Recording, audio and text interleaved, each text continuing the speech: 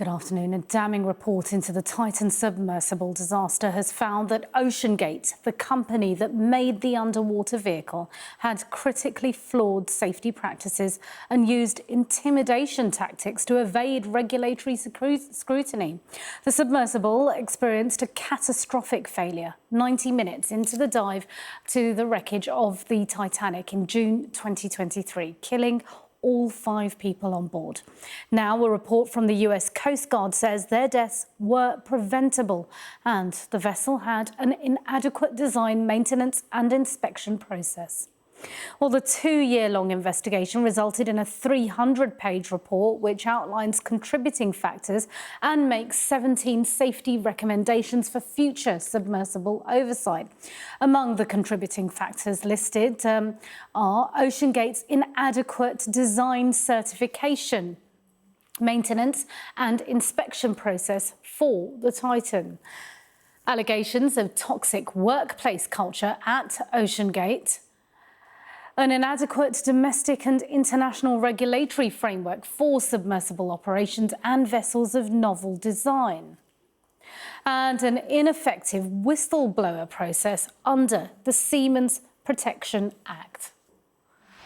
Well, let's bring in Sky's Tom Cheshire, who is following the story. So, Tom, a pretty damning report and so many factors that contributed to this disaster. Yeah, this is a long report and it's not afraid to point the finger at all. And most of that is on the design and construction of the Titan. This was a preventable tragedy, so this shouldn't have happened. And the Marine Board of Investigation said that Mr. Stockton Rush, who was the CEO of OceanGate and the pilot on the Titan submersible, he died. They said that he exhibited negligence that contributed to the death of 4 individuals. They said had he not died, it was a potential criminal offence, which may have been subject to criminal liability. In terms of what went wrong with this submersible, they said the design and processing for Titan did not address many of the fundamental engineering principles involved.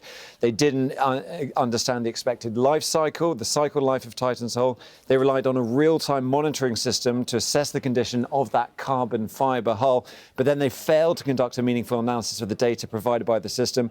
They used that hull after a series of incidents that compromised the integrity of the hull and other critical components, and also the design and construction of the hull itself, that was not up to scratch. Along with that, one of the primary causal factors was a toxic workplace environment. They also go on to list other contributing causal factors, saying that the Chief Executive Officer, Stockton Rush, again, his sustained efforts to misrepresent Titan as indestructible, that provided a false sense of safety for passengers and regulators alike. So this is an exhaustive report and makes all sorts of recommendations.